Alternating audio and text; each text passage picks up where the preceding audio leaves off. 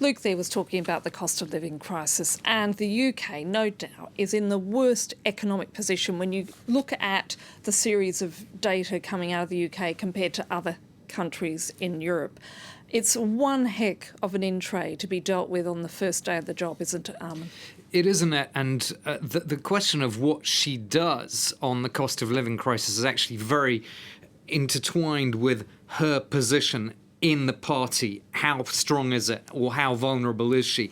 There was an interesting thing she alluded to in that speech when she said, "I will use all the fantastic talents of the party."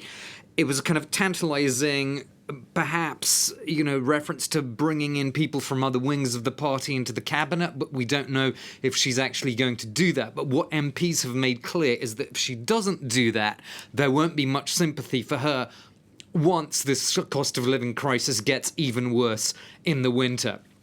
She says she admires Margaret Thatcher, but Thatcher was very savvy in getting people who disagreed with her into the cabinet. Europhiles, Michael Heseltine, Geoffrey Howe, people like that. There are rumours that she may not bring in Rishi Sunak or his wing of the party. If she doesn't do that, and the cost of living crisis gets a lot worse in the next few months, she is in a very, very, very difficult position at that point. One quick question to you, Armen. During this whole leadership contest, which went on for more than 2 months, there was a moment where she was asked about Emmanuel Macron, the French president, and asked whether he's friend or foe, and she said she was reserving judgment on that one. That certainly didn't go down too well on this side of the channel, did it?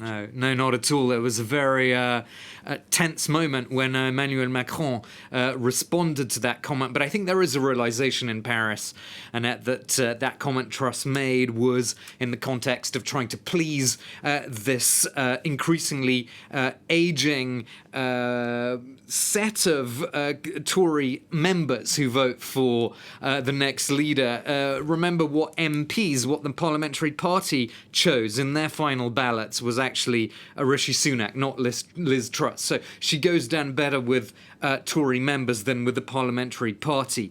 And in that spirit, it was important for her to sound tough on the French.